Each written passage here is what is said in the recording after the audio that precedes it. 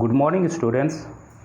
Today we will study the first poem from your English book Honeydew of class 8. The poem's name is The Ant and the Cricket. So, students, this story you might have heard many times in your student life, but you have not noticed, and we will study the same poem in the book as a poem. Okay, so it is very easy to understand. So listen. A fable is a story. Fable means कहानी होता है. Okay, fable you have seen in the TV serial like Doraemon, Motu Patlu. All these things are the fable stories which convey some message to the people. And these stories are actually based on animals as a character, which give a moral to the people. Okay, it is also like that type of story. This poem about an ant and a cricket contains an idea of far-reaching significance, and this poem also contains of two characters, the ant and the cricket, and it gives us an idea of far thinking. Okay, thinking of our future, the importance of thinking of our future. This idea is being conveyed to us, which is as true of a four-legged cricket as of a two-legged one, or this is true to a four-legged cricket as of a two-legged one. Okay, surely you have seen a cricket that has two legs, and surely निश्चित ही आपने दो पैरों वाले cricket देखे होंगे. So students, cricket means टिड्डा. Okay, तो students यहाँ चींटी और टिड्डा की कहानी है. ये दोनों मित्र थे. ओके, और ये एक ग्रासलैंड में रहते थे, मीडो में रहते थे. ठीक, और एंट जो है मेहनती था. जब मौसम साफ रहता था, समर का सीज़न था, उस समय वो अपने फ्यूचर के लिए दाने इकट्ठा करके अपने घर में स्टोर करके रखे. पर ये टिड्डा जो है वो पूरे समर सीज़न में उछल कूद करते, नाचते गाते रहे और अपना ज़िंदगी मस्ती में गुजारते रहे. पर क्या हुआ, जब विंटर आ गया, सर्दी का सीज़न आ गया, ठंड का सीज़न आ गया और चारों तरफ ओस बर्फ़ गिरने लगे, तो धरती के सारे चीज़ बर्फ़ से ढक गए. चारों तरफ सफ़ेद ही सफ़ेद दिखने लगे. और तब टिड्डा को समझ में आया कि उसके घर में खाने के लिए कुछ नहीं है. तब वो आंट के पास हेल्प लेने के लिए जाते हैं. लेकिन क्या आंट उसको हेल्प करते हैं? नहीं, उसे वहाँ से डांट फटकार करके भगा देते हैं और कहते हैं कि जाओ तुम खेलते रहो, गाते रहो, नाचते रहो, ऐसा कह के भगा देते हैं. So student, this is the story of this poem. Okay, so now let us see the poem. A silly young cricket accustomed to sing. मूर्ख, बेवकूफ़ क्रिकेट जो कि गाने में उसकी आदत लग गई थी, वो हमेशा गाते रहता था. नाचते रहता था। Okay, through the warm sunny months of gay summer and spring, पूरे समर मंथ में, पूरे स्प्रिंग मंथ में वो अपनी ज़िंदगी खेलते कूदते गाते हंसते गुजारे। ओके, पर वो कभी सोचे नहीं अपने फ्यूचर के बारे में। Began to complain when he found that at home his cupboard was empty and winter was come. और तब वो कंप्लेन करते हैं, अपने आप में सोचते हैं, है ना, कंप्लेन लेके जाते हैं एंट के पास जब वो देखे कि उनके घर में कुछ नहीं है, उसके कबर्ड खाली हैं और विंटर का सीजन आने वाला है। Okay, not a crumb to be found, और उसके घर में ना एक भी दाना नहीं था, एक भी दाने के टुकड़े तक नहीं थे।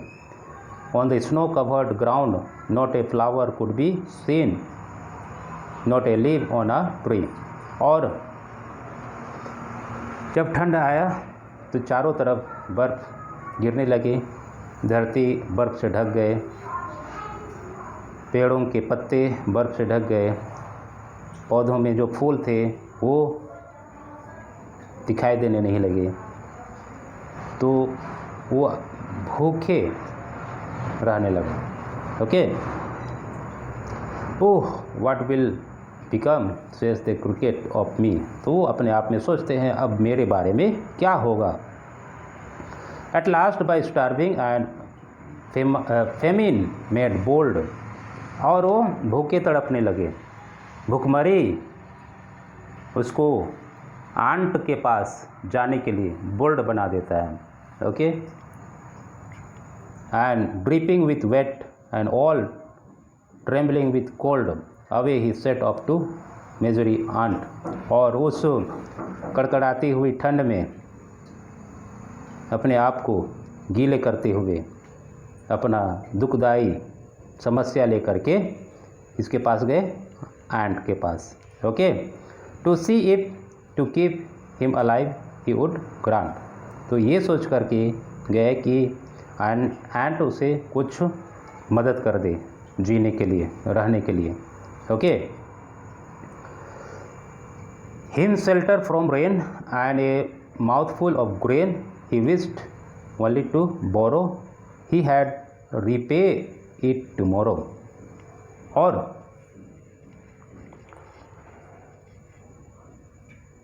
him shelter from rain and a mouthful of grain he wished only to borrow, he had repay it tomorrow। तो ये टिड्डा बरसात में, गर्मी में, पूरे मौसम, पूरे सीजन में वो गाते रहे, उछल कूद करते रहे, लेकिन एक दाना तक वो अपने फ्यूचर के लिए इकट्ठा नहीं किए, और उसी का खमियाजा जब विंटर का सीजन आया तो उसको को भुगतना पड़ा। Okay, if not he must die of starvation and sorrow, और वह भूखमरी और दुख से मर भी सकता है यदि उसे खाने पीने के लिए नहीं मिला तो। Okay, says the ant to the cricket I am your servant and friend. जब वो क्रिकेट एंट के पास गया तो वो कहने लगा, मैं आपका नौकर और एक मित्र हूँ, but we ant never borrow, we ant never lend. लेकिन उसका मित्र एंट उसको बोला कि हम चींटियाँ कभी किसी से उधारी नहीं लेते हैं, नहीं देते हैं, बोल दिया। Okay, but tell me dear cricket, did you lay nothing by when the weather was warm? Quoth the cricket, not I. जब एंट क्रिकेट से क्वेश्चन ये किया कि प्यारे क्रिकेट, क्या आप जब मौसम, जब वेदर साफ था, गर्मी था, उस समय अपने लिए कुछ जमा करके नहीं रखे क्या? तब टिड्डा जवाब देते हैं कि नहीं, मैं नहीं किया। My heart was so light that I sang day and night, for all nature looked gay. You sang, sir, you sang. तो क्रिकेट बोलते हैं, क्रिकेट बोला कि मेरा हृदय इतना लाइट है, इतना हल्का है, that I sang day and night, जिससे कि मैं पूरे दिन और रात गाते रहता हूँ। For all nature looked gay, और मेरे लिए सभी नेचर, सभी मौसम, सभी सीजन बहुत ही अच्छा लगता है, आनंद लगता है, आनंद भरा रहता है, और मैं पूरे गाते रहता हूँ। तब एंट क्या बोला?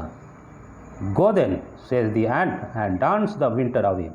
तो एंट टिड्डा को बोला कि तब अब तुम यहाँ से जा सकते हो और पूरे विंटर सीजन डांस करते रहो। तो स्टूडेंट्स, यहाँ हमको सीख मिल रही है, ओके, कि हमें भी अपने जीवन में अपने फ्यूचर के बारे में सोचना चाहिए, ओके, सोचना चाहिए, हमारे कुछ स्टॉक में रखने के लिए, कुछ बचा करके रखने के लिए, नहीं तो हमारा जीवन भी इसी टिड्डा की जैसा होगा, ओके। और आप अपनी पढ़ाई में भी इसी तरह से कर सकते हैं। ये नहीं कि आप पूरे मतलब दिन, पूरे समय आप मौज मस्ती करते रहे और कुछ तैयारी नहीं किए, ना तो आप फेयर बनाए और ना ही कुछ चीज़ मतलब अपने लिए पढ़ने के लिए रखे, और जब एग्ज़ाम आने लगा तो आप लोगों के पास, दोस्तों के पास जाने लगे कि मुझे इस विषय का नोट्स दे दो, मुझे इसका थोड़ा हेल्प कर दो, ओके।